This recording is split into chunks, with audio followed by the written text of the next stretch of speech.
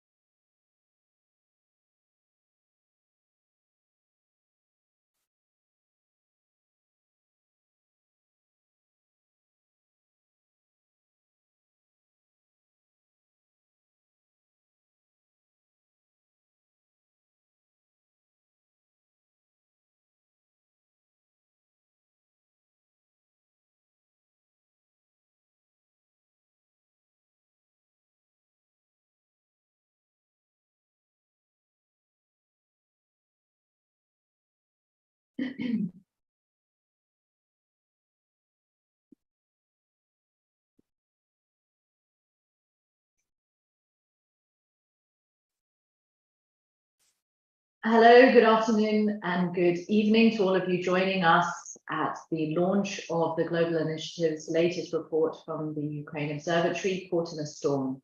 My name is Tuesday Reitano and I'm the Deputy Director of the Global Initiative Against Transnational Organised Crime. And I'm really happy to be here in Kiev, launching the report with my colleague, Odesa, who is our field coordinator for the Ukraine Observatory. Hello, welcome, thank you. For those of you who don't know the Global Initiative's work or are joining us for the first time, the GI is an independent civil society organization that is headquartered in Geneva with 110 staff based around the world, working on responses to the illicit economy and to trying to protect those who are most harmed by its deleterious effects.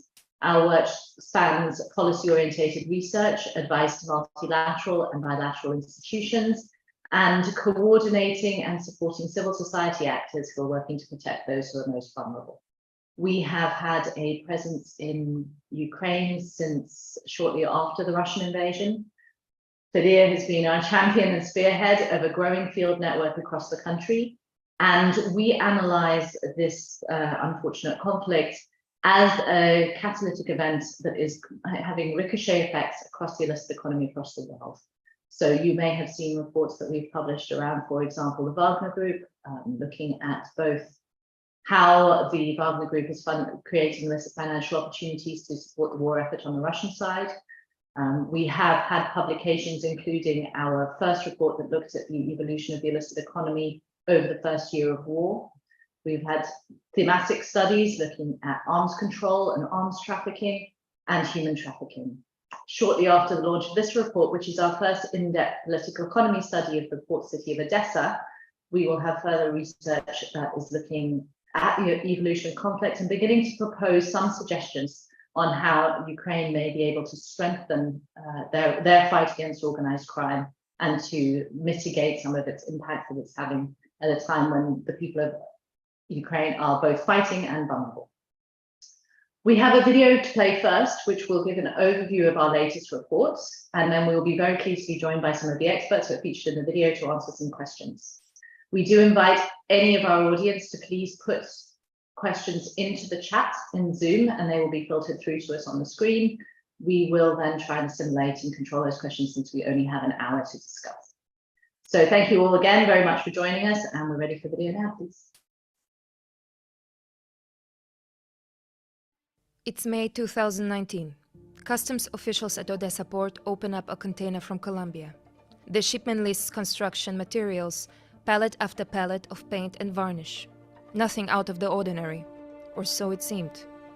The truth was soon revealed. Cocaine, pure cocaine, was mixed in with the paint. The bust was just one of countless cases that highlight why, until February 2022 and the Russian invasion, many called Odesa the biggest smuggling hotspot in the Black Sea. This is a story about how Odesa has changed since the Russian invasion, and about how it remains an important city for many reasons, not least its role in international crime, and about what may lie ahead for a place once called the Pearl of the Black Sea. And it's a story all based on a new report conducted by the Global Initiative Against Transnational Organized Crime. Odesa is an economic powerhouse, critical to Ukraine's trade with the world. Odesa matters because it's Ukraine's gateway to the world. It's exports, imports, it's one of the largest cities in Ukraine, and it's our trade, basically. Before the war, the city attracted millions of tourists from Ukraine and across the world, drawn to its famous beaches, colorful history, and party life. Odesa is home to the country's biggest oil and gas terminal, the OMTP oil district, and shipyards, as well as the Odesa port plant, which is one of the largest producers of mineral fertilizers in Ukraine. The container port of Odesa is the largest in Ukraine, facilitating the flow of goods from across the world. It is through the ports in Odesa region that Ukraine exports the bulk of its most valuable agricultural commodity, grain. Odesa provides 10% of the world's wheat. And Odesa also is the export point for sunflower oil, and Ukraine produces 50% of the world's sunflower oil. But the city's vibrant economy and connection to global trade also make the city a magnet for organized crime. The large amount of trade that we see in Odesa, it provides a lot of money, and money provides opportunity for criminal activity. Odesa is not just an export point, it's also an import point. And it was one of the channels for getting drugs and other illicit goods into Ukraine and the surrounding area, which is Western Europe, Eastern Europe, and Russia. Starting in the 1990s, containers loaded with counterfeit goods from China and elsewhere began flowing through the port and onto the 7-kilometer market on the city outskirts. And millions of dollars of cocaine and heroin were smuggled in, mostly destined for Europe and Russia. The city also became a byword for sex trafficking involving Ukrainians and trafficked foreign nationals. And corruption over construction and land was rampant. The so-called Odesa Mafia ran the city in the 1990s, bringing order to the under and upper worlds. Their criminal portfolio was diverse, including guns, drugs, and oil. At the local level, numerous ethnic criminal groups emerged, including Georgian, Azeri, Chechen, and even Chinese and Vietnamese.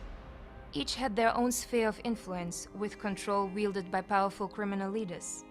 So the Vori, or thieves-in-law, are a criminal subculture. These are criminal leaders who abide by the criminal laws, and that's why they're called thieves-in-law. So what they do is they set a set of rules, and you have to follow them. And if you don't, you get punished. Local politics and organized crime merged more and more, with their sights set on both Kiev and Moscow to represent their interests. Over the 2000s, these criminals continued with their illicit activities, but they wanted to legalize. They wanted to become legitimate businessmen and go into power, into politics. And that's what happened. Then, all that changed. The container port shut down and was unable to function due to the Russian naval blockade. As a result, smuggling became all but impossible. The supply of cocaine, heroin, synthetic precursors, and counterfeit goods all dropped dramatically. Organized crime took a deep hit and has undergone seismic changes. The outbreak of the war was an earthquake for the criminal system. Illegal actors either left, they went underground, or were told to stay quiet. So everything changed. The Russian-Ukrainian criminal organization basically was the biggest criminal ecosystem in Europe. And the war started a great divide between these two parts of the system, and they started to break away. The surprising thing is that the pro-Russian criminals did not go to Russia. They went to Europe or other neighboring countries. There are stories of expat criminals involving themselves in catalytic converter theft in Finland, illegal tobacco in Czech Republic, and robbery in Moldova. So during our fieldwork, we talked to a guy, and he said one of his criminal friends went to Europe and borrowed 300 euros from him. And in a year, he gave them back and said he's making 300,000 euros now because he has an illegal cigarette factory in Europe. Those who stayed faced a difficult situation. Cut off from their traditional sources of revenue, they had no option but to eat the fat. drawing on financial reserves accumulated in times of plenty. The security situation also put a dampener on criminal activity.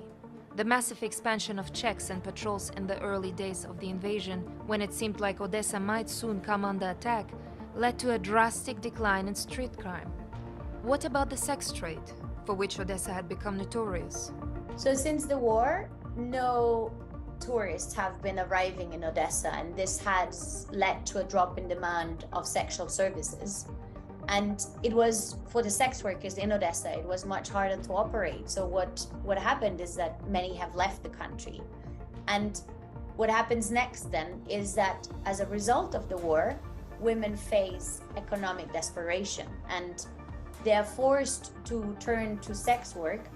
And there is a new group, but they are not professionals. So we have heard from senior police sources that they have seen women lining between the highway between Odessa and Kiev.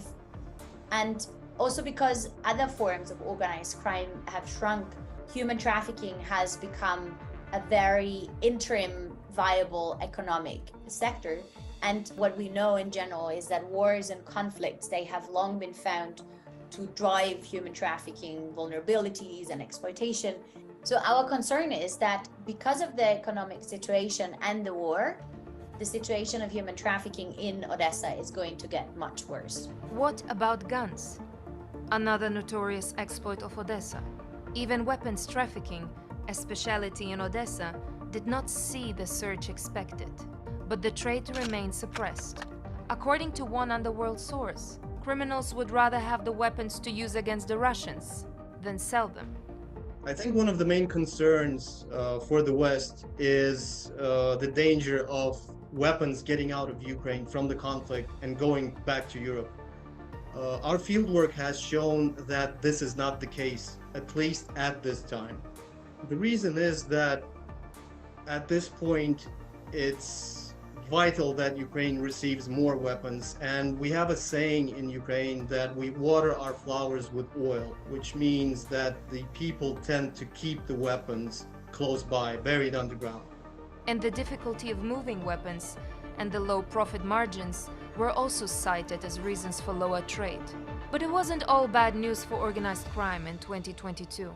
Some areas in particular grew dramatically. The first has been the smuggling of conscripts across the border with Moldova or Romania, with hundreds attempting to flee military service. I think there are new crimes after the full-scale invasion started. For example, traffic of people or human traffic abroad, people who don't want to fight. The second has been the rise in synthetic drugs. A steady flow of methadone is reported to be coming from the Cherkasy region to the north, and amphetamines from Dnipro. There have been cases of amphetamines being sold to military personnel, but it is the subcategory of synthetics, known as salts, that has seen the biggest increase. The new thing on the drug market is the so-called salts, and these are very cheap. You can buy them at €5 a dose, and it actually helps you get off heroin, but the results you get for your health and your mental health are disastrous. Because of the war, people have gotten poorer, and so you need cheaper drugs, and salts are very cheap. One SBU bust found alpha PVP being packed for retail in a warehouse in Odessa. The SBU traced the organizer to Russian-occupied Donetsk and found that several members of the gang received money through cryptocurrency exchanges located in Russia. But arguably, the actor to gain the most has paradoxically been the state. Sources in Odessa told us that you can't do anything on a more or less large scale without the law enforcement knowing about it and controlling the situation and telling you what to do. No criminal activity is possible without law enforcement. In the city itself, the SBU has emerged as the sole authority, superseding even the police. The SBU are a unique agency combining counterintelligence and law enforcement mandates, and the war has greatly expanded their sphere of influence. Because of martial law, the law enforcement agencies have increased their role everywhere, in Odessa in particular, because it's a port city and it's close to Russia.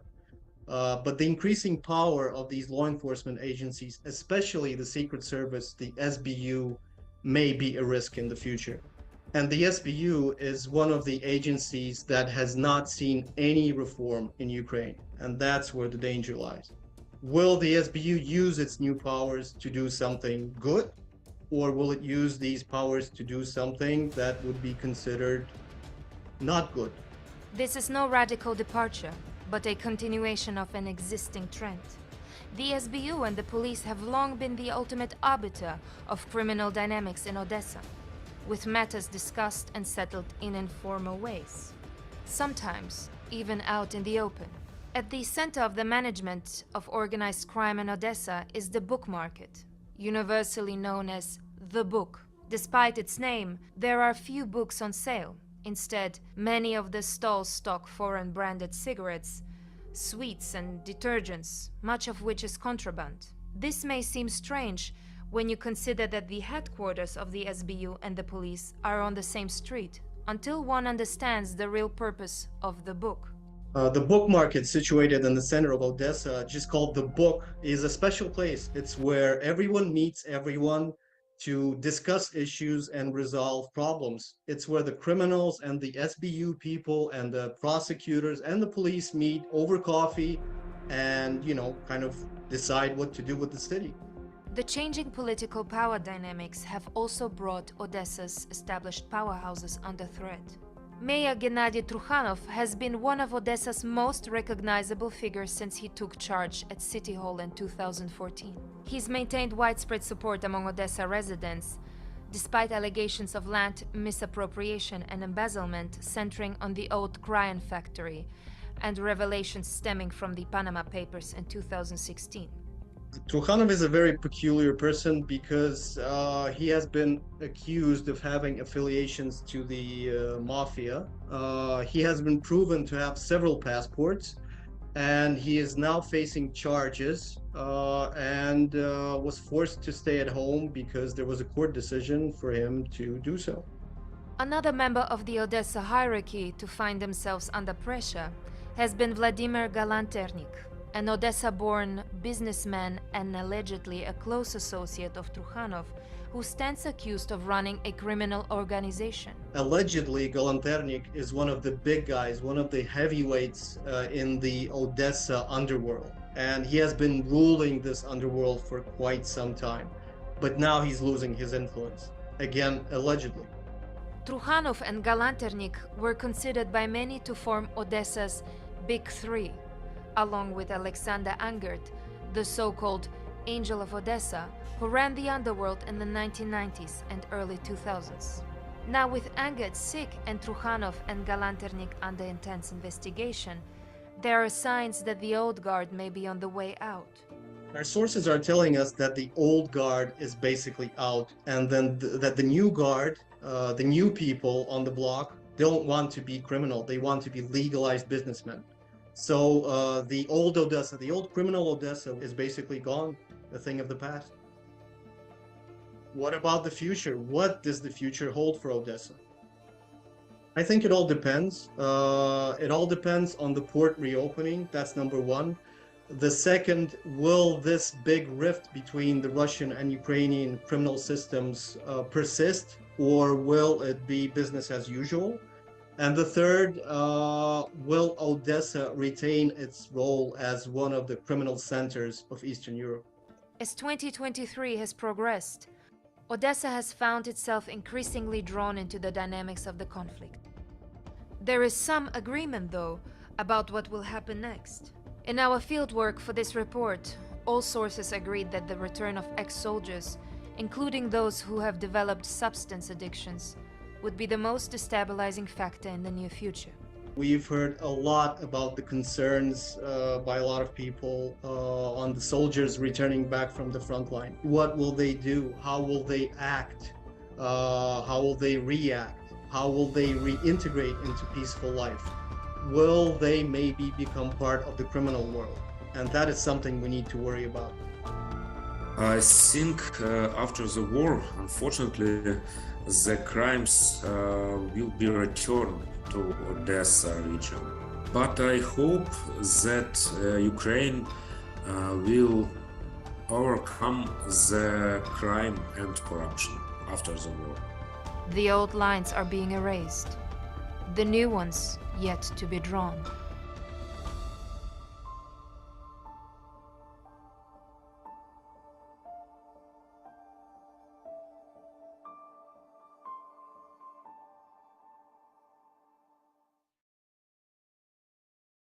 Thank you so much. The full report, Caught in the Storm, is available online now. It's in English today, and it'll be up in Ukrainian tomorrow for those who wish to download it. I have to, at this point, say a big thank you to our colleagues and friends at Econ Films who produced the video for us, which was spectacular. I am grateful to all those who are beginning to put questions into the chat. Please don't hesitate to continue doing so. Before we open up to some of the questions from the floor, I wanted to introduce Valerie Bolgan, who you did see on the video just a minute ago. Valerie is the editor of an independent media website, ID Press, which is based in Odessa, and he is also the head of the Center of Public Investigations. Valerie, thank you so much for joining us. Can I ask you, in the video and in the reports, we talked about this big three triumvirate who were in charge of organized crime, and the video suggests that they are declining in influence. Could you tell us a little bit about how important they were before the invasion and why their fortunes are changing and what that probably means for Odessa going forwards? Oh, colleagues, thank you for your big job and the very cool report. It's a crime portrait of Odessa region for 20 or 30 years. I think that the influence of the big three in Odessa is now at its lowest level in the last 8 years. But during their greatest influence, Odessa lost billions of hryvnias directly and indirectly. But now it is more important to talk about the influence of the Kaufman and Granovsky business group and Mayor Chukhanov. So you see a change in the power dynamics and new players emerging?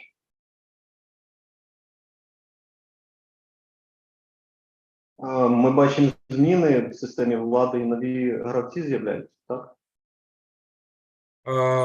Only in the region power, we have new head of the Odessa military administration, but in the city is some people. Thank you, Valerie. Fidir, you mentioned in the video, and it was commented there, that we're seeing a growing state control over the illicit economy. So it specifically mentioned the SBU. Typically, I would say state getting in control of organized crime is a good thing, but the video suggests otherwise. Could you explain that for us? Well, since the start of the invasion, Ukraine has seen martial law, and that means that law enforcement agencies and special service agencies receive additional powers. And when we did our field work in Odessa, when we talked to local people, they said that in the first stages of the war, the law enforcement used these powers extensively. And there were some questions about them doing that. Now everything is a little bit calmer. The law enforcement agencies are supposedly doing their thing. But the problem is that some of these law enforcement agencies, the SBU, the Secret Service in particular, have never been reformed. It was actually one of the issues that the West was pushing Ukraine to address before the start of the invasion. But there was a certain, I guess, unwillingness of Ukraine to do that. And so the SBU is now using a lot of powers, and we're seeing and we're told that the SBU is actually in charge of the city. It controls a lot of the things that happen, even more than the police, which should be the case, I guess, in the city. And the danger we're seeing and the danger we're hearing is that will the SBU use these new powers for good or for bad? Right now, what we're seeing is the SBU is acting as one of the Ukraine's defenses against Russian aggression. But hopefully the war will end and the SBU will stay unreformed with a lot more power, a lot more influence, a lot more things it can do and has done, a lot of areas which it now basically controls and where nothing happens without the SBU. What will happen then? Is it good or bad? Those are the questions we were hearing in the city. Thank you, Fedor. There's a question coming in from the chat, I think following on from this, which might be interesting to comment on, which is how far do the central government of President Zelensky have control on the local SBU action in Odessa in your view? And do we see or are we concerned about the SBU making links to new and emerging crime figures? Well, yes, I think the government control over the SBU is absolute. The SBU is not a anti-corruption independent agency. It's not an institution that's there to do reforms or fight corruption. It's a special organism that has certain functions.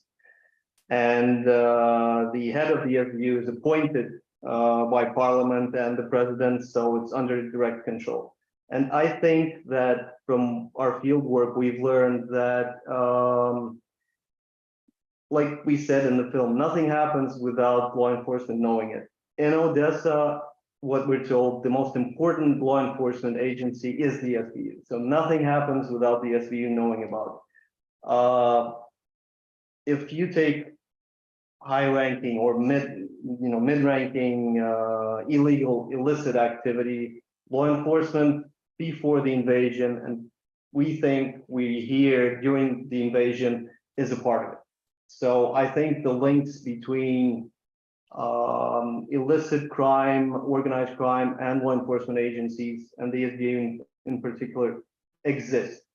Does it exist as something that the head of the SBU tells the local criminals what to do? No, that is not the case. But there are some areas where they probably cooperate and both benefit. Thank you. I know those aren't always easy questions to answer. So the news was high this week about the Russian bombing the Danube River ports. Obviously, these were part of the maritime flow to which Odessa's maritime port is interconnected. It'd be very interesting if you wouldn't mind commenting, so we didn't mention the river ports in the report. Do the river ports play a role in the illicit trafficking in the economy? Do they? And so how will the fact now that we've seen them damaged, is that likely to play into illicit trafficking in the region? Yes, it's a very interesting question because when we did our field work, we not only investigated Odessa, but the Odessa region, which also includes a region called Bessarabia. That's a very large region. Odessa is the largest region in Ukraine, just to understand. It's really big. And there's a region which is called Bessarabia. That's the region on the border with Romania and Moldova. So there's a very large border, a land border with those countries. But it's also a region where the Danube River enters the Black Sea. So there's the big river and there's like small parts of the river going into the Black Sea. And those are used by ports. So Ukraine has several ports in there. These are river ports, which is Izmail and Reni. And when we did the report, we heard a lot about the illicit activity there. Actually, it included everything, more than Odessa now, what we've heard, because Odessa specialized in different things, but so did Reni and Izmail. For instance, if you take cannabis exports, okay, there's a lot of groups that export marijuana from Ukraine to Romania and Moldova. We're also talking about using this, so everyone considers the grain corridor as just being used by the Odessa port, which is not true. The grain corridor also included both of these river ports, especially Reni and Izmail also. So, and now that these were hit, it's actually really bad for Ukrainian grain exports and all the other exports like sunflower oil. Plus, we've been receiving some information about illicit activity in those ports. And that would be not just drug exports, but sailors used on those ships in the grain corridor to also take drugs to European countries. Okay, so that's something that is changing from what we're hearing. We have fresh information saying that, Reni sees Romania over the river, over the Danube River. All the videos you're seeing of Reni being hit the port, it's shot from the Romanian side, basically. And what we're hearing is the criminals, they're getting, afraid to get physically hit. So they put some of the things on pause, but that doesn't mean they haven't moved some of the things they do to other places. You have the land border. So you still have Moldova and Romania, just not the river and not the sea, but you have land. So smuggling of, say, military-aged men, which is a new business that has emerged, is still there. Cannabis export, still there. Synthetic drug export, still there. It's all there. Thank you, Vir. I'm going to pick up on one of the things that you said about the smuggling of conscripts, also mentioned in the video, one of the primary activities over the land border. Valerie, if you're still with us, could you tell us a little bit more about the smuggling of military-aged men, the practice, the scope, and what we are seeing in Odessa? I think the biggest change in the situation in the region was human trafficking outside of Ukraine for men who don't want to be mobilized. This problem also affected the mobilization as a whole.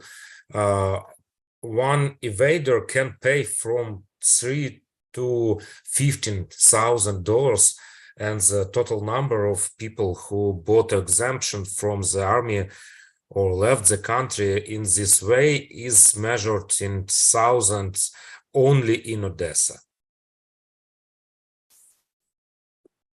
Thank you. That's very helpful, and it's a troubling dynamic. I'm going to pick up on another question from the chat. There's a question asking, is criminality affecting the frontline dynamics, and if so, how? We're seeing that from what we've seen, and this was not the field work we did in Odessa, but we did a lot of field work in other areas, closer to the front line, some at the front line. What we're seeing is that criminality is actually using the front line for its own benefit. For instance, we've heard a lot, and we know specifically that a new drug market has emerged on the front line. So these are drugs specifically targeted for soldiers. So usually it's some of the drugs are just the medicines they get in their kits. Some of the drugs, these are medicinal drugs, are brought by volunteers, but soldiers do more of those than they should. And some of the drugs are brought in by criminals, basically. So these are mostly synthetics. These are drugs that help you stay awake, because it's very important for soldiers to stay awake if they're on the front line. If they're what we call on the zero, which is like on the first line and you see the enemy. So an enemy can crawl up to you during the night, and if you fall asleep, you're basically dead. So in order not to fall asleep, you take certain drugs that help you stay awake. So this is a new market. It's not, of course, it is influencing the front line in a way, I guess, because the soldiers are there. But no, criminals are always looking for the opportunities. When we saw the start of the war in 2014, we've heard a lot about smuggling and contraband. So supposedly there's a front line where there's fighting going on, but in the night you get trucks going from this side to the other, which could have things like, any sort of goods or cigarettes or alcohol or even gold, from what we've heard, So we've heard that in some areas where it's more or less quiet, some of the smuggling is back, and it is being controlled by local criminal gangs. Interesting that you mentioned local criminal gangs. In the chat, we have a question on whether or not there are connections between Mexican cartels and the synthetic drug market. What you've just suggested seems to say the opposite. Well, before the invasion, I'd say the Mexican cartels played a very big role in the port of Odessa, because a lot of the products entered Europe through Odessa. So it went in containers to Odessa, and then it was disseminated basically inside the country, inside Ukraine, which is a pretty small market. And most of it, of course, went to Eastern, then on to Western Europe and Russia, the Caucasian republics and Russia. So that was like the case. Are we seeing Mexican cartels playing a role in criminality in Ukraine right now? I don't think so. We have been seeing some weird stuff. For instance, we've been seeing some soldiers on the front line from Latin America. And when you ask them, why are you here in Ukraine, fighting? And they say, because my boss told me so. And, it's a guy from Colombia. And I'm like, what do you know about Ukraine? We ask him, what do you know about Ukraine? He says nothing. So, I mean, can we say that something's going on? No, but can we say that nothing's going on? Probably not. So it's something it's not a massive scale. So don't get me wrong. This is like a soldier we met on the front line. We just talked to him. But crossing half the world to go to a country because your boss told you so, it's a question we need to think about. Thank you. As the GI's shameless propaganda merchants, I will direct you all to an episode of our Deep Dive into Organized Crime podcast, which looks specifically at drugs on the front line. That was put out, I think it was in June. Yeah. And we also have shortly coming up a report on drug use and drug trafficking in and through Ukraine. That should be coming out in late October. So there will certainly be more information on this and the full findings of our research on this topic. There have been a lot of questions that have come up, so I'm just going to sort of crunch them down into one. So my apologies to all the people who gave them. Asking about emerging criminal actors. So I'm going to ask Valerie to respond first, but if to any part of these questions that you feel comfortable answering. Somebody asked whether or not the Vori are still relevant criminal actors in Odessa and I guess nationally. Secondly, what does the new profile of organized crime look like in Odessa? And then thirdly, what foreign actors are we seeing active in organized crime? So we talked a bit about the Latins, but the video mentioned other nationalities, Georgians, Romanians. What does foreign organized crime look like in Odessa now? Do you want to maybe translate that quickly? Валер, тобі якесь питання підходить все? Про етнічні банди можеш розказати, які в Одесі є. Yes, thank you. This time, many ethnical groups who have own criminal bands or groups is in the pulse of the normal crime or usual crime. But after the war, I think we have a very big crime war between these groups for influence area, especially between Georgian, Chechen, any Caucasian, and maybe Bessarabian groups. I have, for example, Bulgarian, Romanian, and Gagauzian groups. Thank you. So do you want to say anything about actors? Well, I can relate to Valerie, who said that yes. The problem is Odessa is a special city, and Valerie, of course, will say that is true because a lot of the explanation to get in Odessa, why is this happening? And it's like, well, it's Odessa.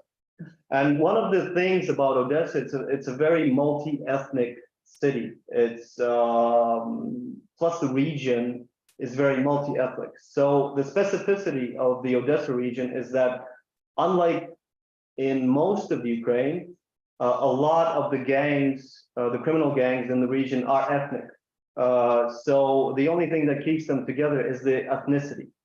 So you get like gangs of, very small peoples like the Gagauz people. I don't think a lot of people have heard of those, but they have an autonomous republic actually in Moldova, but they're like, tens of thousands of people, but they have their own gangs. And when we were there, everyone said that it's the Gagauz gangs who never follow orders from anyone. Supposedly they're under the Bulgarian gangs, but they do what they please. So they have a village where all of the population is Gagauz. And what we've heard is they supposedly stole a container full of socks, which was worth €1 million. And they stole it from a smuggler, from a leading smuggler in the region. And he couldn't report it because it was contraband. And he couldn't do anything about it because we were told that when you go to this village, everyone's related and they see if, someone comes from an outsider and they won't tell you anything. So it's gone. And some gangs, they specialize in different things. For instance, we were told that Georgian gangs, they specialize in robbing apartments. And we've heard stories of Georgian gangs following Ukrainians who have left Odessa to neighboring countries, for instance, Romania and Moldova, and they applied for refugee status. So what the Georgian gangs did is they went to Moldova, they bought the list with their addresses, and they used those addresses to rob their new apartments because they knew that Ukrainians tend to keep their money in cash and gold and stuff like that. So they knew that if they went to that apartment, they would definitely have several thousand, tens of thousands of dollars, and that's what they do. Other gangs, for instance, like the Chechen gangs, they sometimes specialize in drugs. We have a local kingpin in Bessarabia who has a band of killers at his disposal, and he sells their services to different bidders. You have Azeri gangs who specialize in other stuff.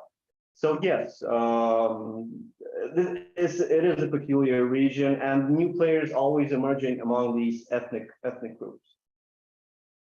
I can also talk about the Vori. There was the question about the Vori. So I explained in the video. So there is a certain subculture, criminal subculture, which dates back to Soviet times. It's called the thieves-in-law, the Vori, Vori в законе. And these are criminal leaders who basically, when there was the Soviet Union, it was a sort of criminal protest against, laws, against being forced into something, against being forced to do things. So there was a subculture created. So it's a parallel system of rules, criminal rules, that actually decide what you do in your life, what you do, what you can't do.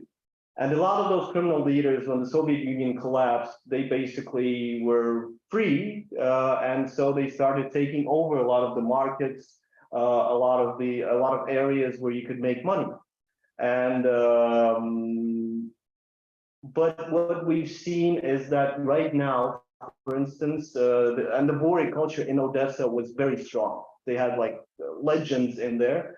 And also Odessa was a meeting place for a lot of the Vori. They had these schodkas, which is meetings. So they met together to resolve their problems. And they met in Odessa because they love the city.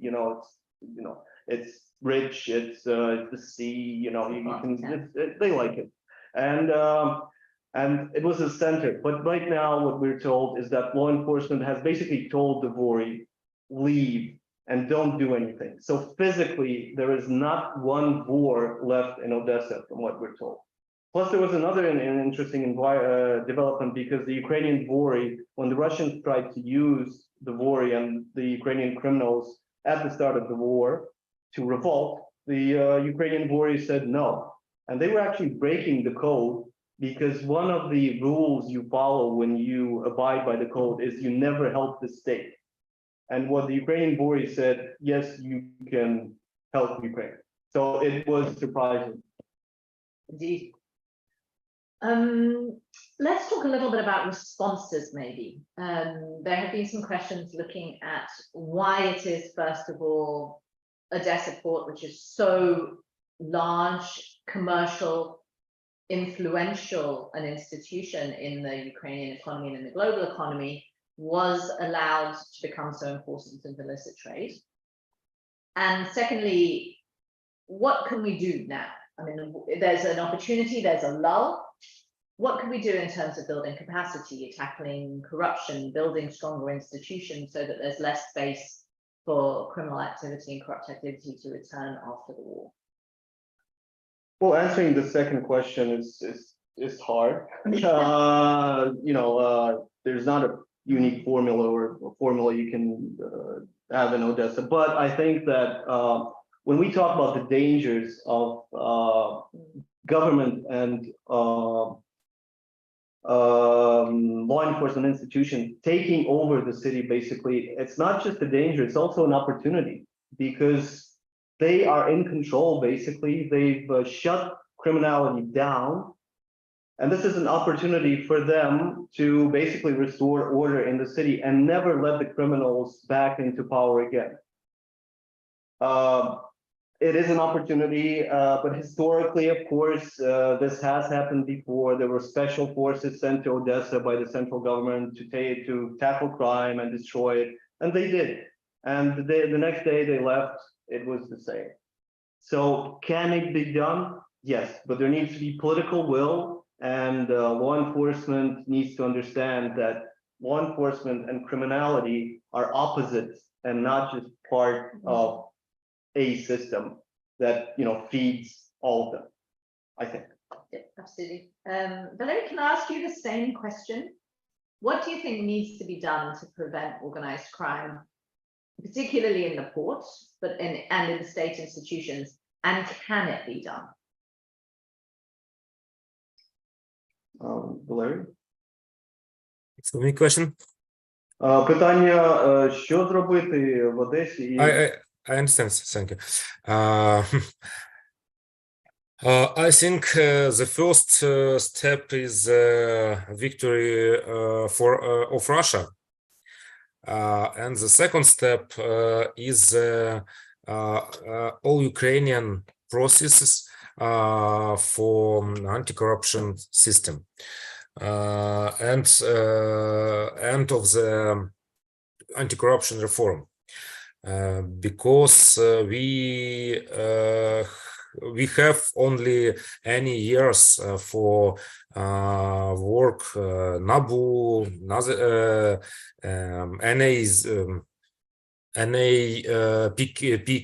NAPC, and anti-corruption card. And in the my main opinion is the card reform. Without card reform, we haven't any seriously changes not only in Odessa, in Ukraine. Thank you.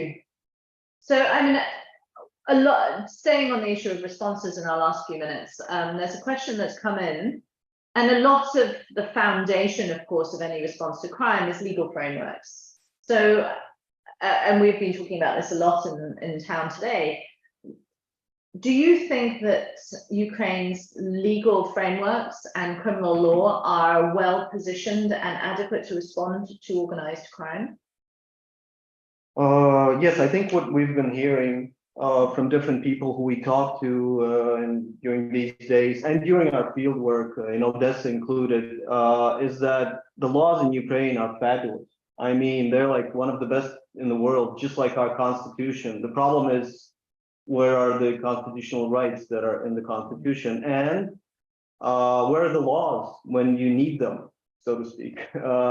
So the problem is, and Valery is 100% right. So you could have a law that says, this and that, and you follow the law, but then a court in a regional town decides that it's all wrong. And it has a decision that says, forget it. This is how it is. So judicial reform, court reform is the key, one of the keys to tackling corruption. Absolutely. I agree with Valery. He's 100% right. So laws, yes, we have the laws. It's just that they're not implemented because, any judge can twist those laws in the way he wants to. He can change it from red to yellow to green to blue, doesn't matter. So it's a problem, I think. Thank you. It's a problem and it's a troubling one. We have, yes, a question that looks at violence between criminal actors. So certainly one of the markers of a volatile or adapting criminal market does tend to be violence between criminal groups. Is there any evidence in the city of the changing hands coming through in violence? Should we expect more violent behavior between criminality? I think there are some dangers, and of course they have to do with the war, with the invasion, and with a lot of people having guns, with a lot of people being on the front line, and the person who has killed another person, he looks at the value of life differently. So we mentioned this in the video that a lot of people are saying that there is a danger when, you know, all the soldiers from the front line, and we have been hearing the figure of 1.7 million veterans at this point. This means that all these people, well, most of them have military experience. They will be demobilized in a certain time when the war ends. Some of them will stay in reserve, but what will they do? How will they adapt? Can they adapt? And will the criminal actors use these people? I mean, right now, the soldiers are making a lot of money. They get good salaries. Okay, you go back to civil life and you get a salary like 300 euros a month. And you need to feed your family. Your life is gone. Your house has been destroyed by Russian shelling. What do? And there's this guy comes up to you and says, listen, we need you to go and, you know, kind of beat another guy up. Can you do that for us? We'll give you $1,000. I mean, there is a danger of this happening. We've heard from specialists, experts saying that they're not afraid, they're less afraid of organized groups and organized violence than this chaotic, sporadic violence. It means, you know, a guy comes into a disco and there's this young guy who, you know, says, who are you? You know, I didn't send you to the front line. So he takes out his gun and he shoots the guy. It's not organized crime, of course, but these are things that lead to discomfort in the city and disruption and so on. So will there be fighting? The police say that they're getting ready. I don't think it'll be on a very large scale from what we're told, but definitely there will be an increase of violence. And hopefully the state can tackle that because of a lot of the veterans, we're told, will stay in law enforcement, in the police, and they can sort of find a way to talk to each other, maybe. No, absolutely. I think, you know, the foundations of the very violent criminal societies often have been in these retributive killings. You killed somebody in my family, so I have to kill them back. And the grudges potentially met in war that last into peace, then begets more and more violence, and in a highly armed society, that's obviously of serious concern. We were pleased, of course, to see a lot of awareness among civil society here in Kyiv, who are working with veterans associations and directly with the military to address some of these issues around, you know, responsible management of weapons during the conflict, demobilization, and providing the proper support to combatants. So it's hopeful that a large part of the mobilized civilian population will be able to go back to meaningful and productive lives as soon as possible. We have another couple of minutes left, so let's go for some crazy predictions about the future. So you can hold us to nothing here. This is all speculation. We'll throw in a few more allegedlys just to make it clear that we have no way can be held to anything that is said here. But we are now 18 months into conflict. What happens if we see another 18 months of conflict, if the port remains blockaded, economic activity is so reduced in Odesa, changing of the guard, what could happen in Odesa? Well, a lot could happen, of course, but the port is basically being shelled, targeted by the Russians all the time. It's not a matter of it, well, that's number one, because it's not a matter of being reopened. It's a matter of can it function when a lot of the infrastructure has been destroyed. But I think because it's the gateway to the world, they will try to rebuild as soon as possible.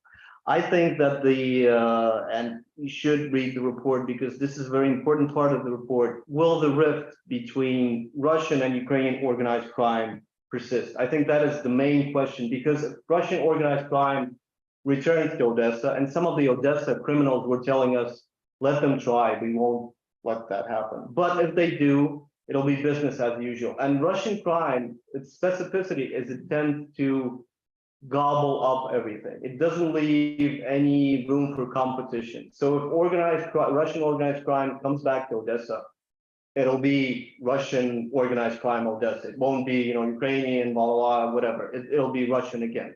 And that means the cartels, the Latin American cartels will come back. The Afghans through Turkey will come back. So everything will be the same. But that's, of course, depends on the port reopening.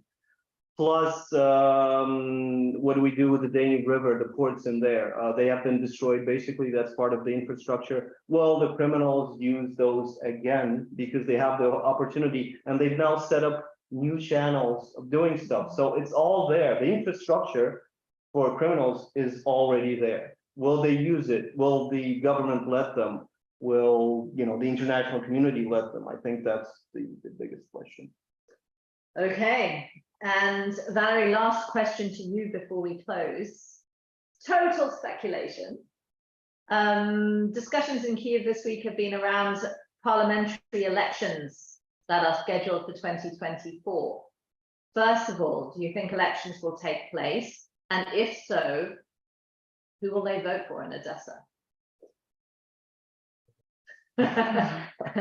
Be afraid, but I think that election in the next year is possible. But I don't understand for all reasons these elections, and I don't understand for security questions for this election. But I see that Ukrainian and including Odessa politics have the big money for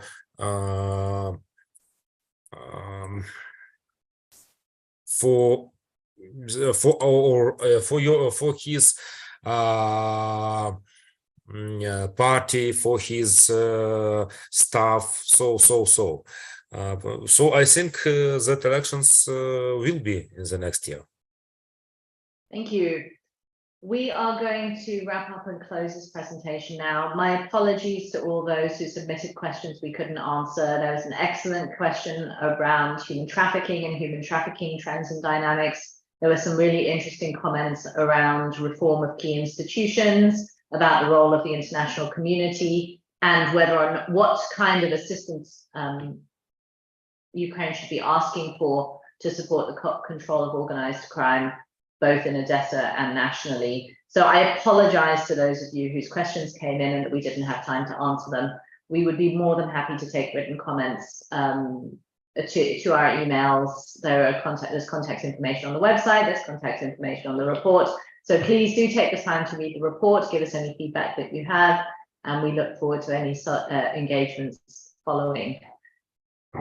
A big thank you to Valerie, a big thank you to Fred, and a big thank you to all of the colleagues at the GI who participated both in the research and drafting of the report, and members of the Ukraine Observatory, all of our communications, media and editorial teams who have helped us make it fantastic and beautiful. A big thank you, and good night. Thank you.